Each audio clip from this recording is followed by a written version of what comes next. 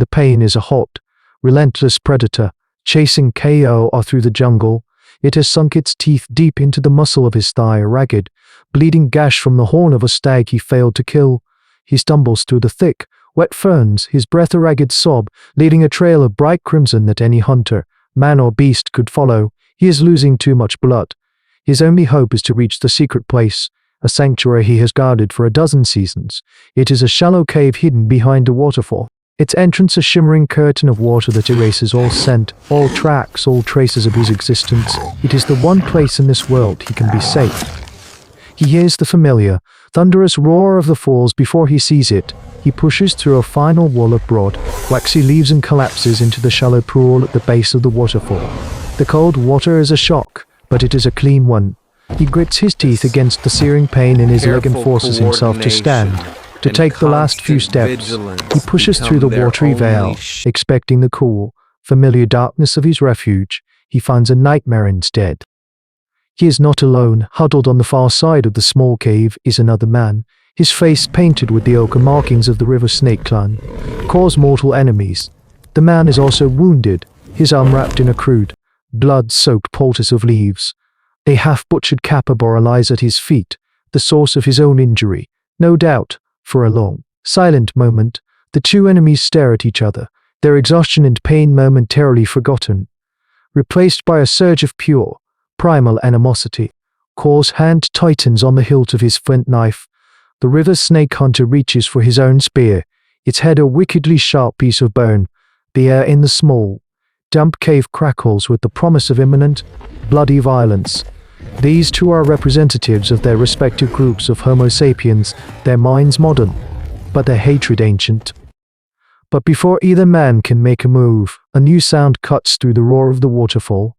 It is a sound that freezes the blood, a deep, guttural, hissing bellow that seems to shake the very foundations of the rock. It is followed by a colossal splash from the clearing just outside. Both men instinctively recoil, pressing themselves back against the cold, wet stone of the cave wall. KO peers cautiously through a thin section of the waterfall's curtain. What he sees makes the pain in his leg, and the enemy at his back, utterly insignificant. A Spinosaurus, the great river king, has claimed the clearing. It is an aquatic behemoth, a creature of nightmare, its back crowned with a towering, skin-covered sail, its long crocodile-like snout lined with a picket fence of conical teeth. It drags the carcass of a large fish onto the bank, its immense bulk blocking the only entrance to their cave. The predator settles in to feed, its presence an absolute, non-negotiable fact. The secret sanctuary has become a cage, and inside the cage, two wounded, mortal enemies are now wrapped face to face with nowhere to run. If you have ever been trapped with the one person in the world you wish to kill, while a god-sized monster blocks the only exit, then you are in this cave with KOR. Feel the water dripping from the ceiling, the throb of the wound in your leg, and the suffocating weight of a hatred that has suddenly become a suicidal luxury. The hatred is still there, a hot coal in his gut, but a new, colder feeling is creeping in, a terrifying, claustrophobic dread. The cave, once his sanctuary, is now a tomb for two. The only question is whether the end will come from the monster outside or the one within. The sun sets, the fading light outside the waterfall paints the cave walls in shifting, watery patterns of orange and grey. Then, darkness, not the familiar, comforting darkness of a known shelter, but a suffocating, claustrophobic blackness. Alive with the wet, guttural sounds of the Spinosaurus feeding just a few feet away. The two men sit on opposite sides of the small cave, their backs pressed against the culpable weight in the dark. Every drip of water from the ceiling, every rustle of the hide garment, every sharp intake of breath is a potential threat, a prelude to a sudden, desperate attack. Kor's leg is a universe of throbbing, fiery pain. He knows he must clean the wound, or the rot will set in. But to do so, he needs fire to make fire. He needs to use his fire sticks, an act that would require both hands, an act that would leave him vulnerable for a critical few moments. He can hear the ragged, shallow breathing of the river snake man, and he knows his enemy is in a similar state of agony and suspicion. This shared, silent suffering is the first, fragile thread of connection between them, a grim piece of data for a future ethnography of their forgotten cultures. Hours pass in a tense, sleepless vigil. The sounds from outside are a constant, terrifying reminder of their shared prison. They hear the wet tear of flesh, the snap of massive bones, the low, rumbling growl of the sated predator. It is not going anywhere. Finally, the need for light, for warmth, for the cauterizing kiss of a hot brand on a wound, outweighs the fear of each other. KOR makes a decision. He pulls out his fire-starting kit, a simple but effective piece of osteodontocheratic technology consisting of a notched wooden hearth and a hardened spindle. He does not try to be subtle. He works in the open, in the center of the cave, a clear, deliberate act. He can feel the river snake man's eyes on him, can hear the almost imperceptible shift of his body as he tenses for a potential attack. KOR ignores it. He focuses on the task, spinning the spindle between his palms, its friction against the hearth slowly generating a tiny, precious coal of glowing dust. When the ember finally catches, he nurtures it into a small, flickering flame. The fire changes everything. It pushes back the absolute black, replacing it with a warm, dancing world of light and shadow. It illuminates the two men, revealing not just the enemy clan markings, but the shared lines of pain and exhaustion on their faces. KOR takes a branch from his small bundle of firewood, heats it dip in the flames until it glows cherry red, and then, with a sharp hissing intake of breath, presses the burning brand against the gash in his thigh. The pain is a white-hot explosion, but it is a clean, cauterizing pain of fire to fight the fire of infection. He slumps back, his body slick with sweat, his vision swimming. When his focus returns, he sees the river snake man has crawled closer to the fire. The man gestures with his chin toward his own mangled arm, then looks at the glowing branch in KOR's hand. It is not a request made with words.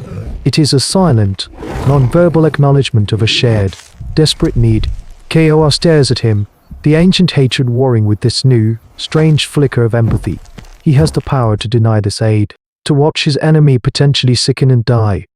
But looking at the man's pale, sweat-soaked face, he sees not an enemy, but a mirror of his own suffering. With a low grunt, KOR tosses the glowing branch across the fire. The river snake man catches it, gives a single, almost imperceptible nod of thanks, and begins the agonizing process of treating his own wound. The fire, their shared creation, becomes the silent mediator of a fragile truce. They do not need to. They are to intelligent animals who've recognized that their immediate, shared enemy, the Spinosaurus outside, is a far greater threat than their inherited, abstract hatred of each other. The longest night of their lives passes in a state of suspended animosity.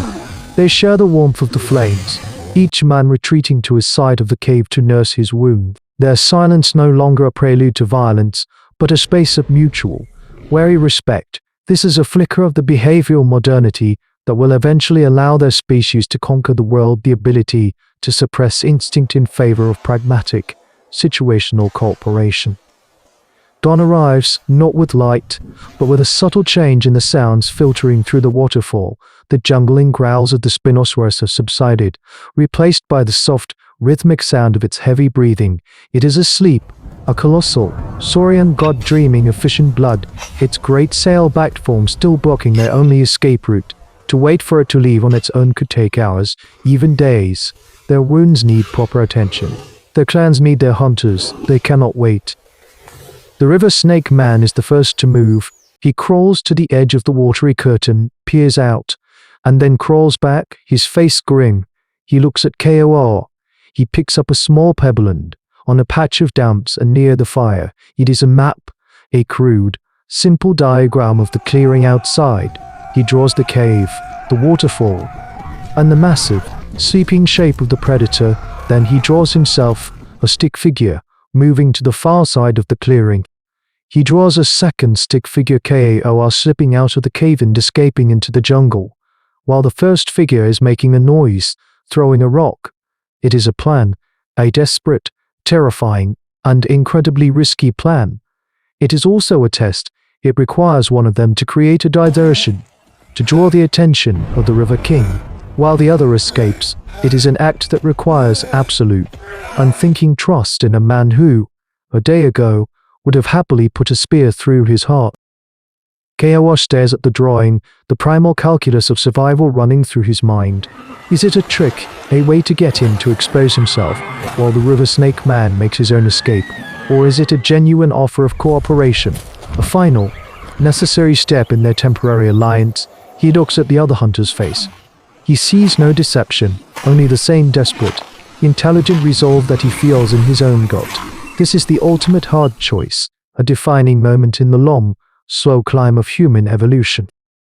KOR reaches out and, with his own finger, he alters the drawing, he erases the stick figure of the river snake man, creating the diversion and redraws it as his own.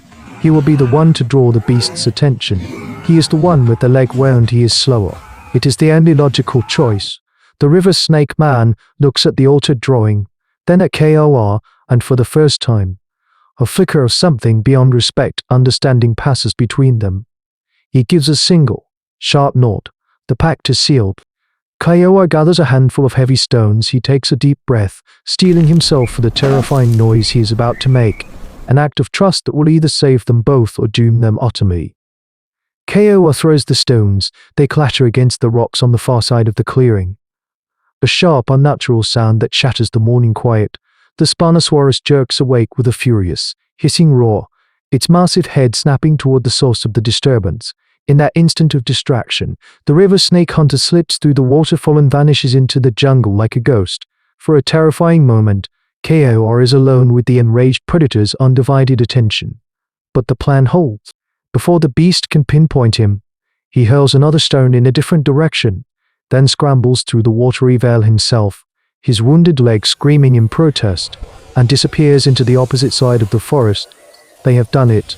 They have survived. Momentary alliance of intellect and trust. They do not see each other again.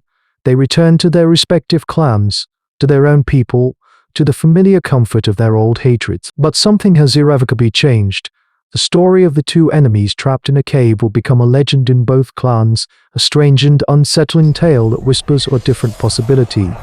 It is a seed of the idea that the boundaries between us and them are not as absolute as they seem, that a shared enemy can forge a shared humanity, and that the greatest leap a man can make is the one across the fire to trust his mortal foe. The truest enemy is the one who makes you forget who the real monster is. But will the next meeting between their clans end in a truce or a war?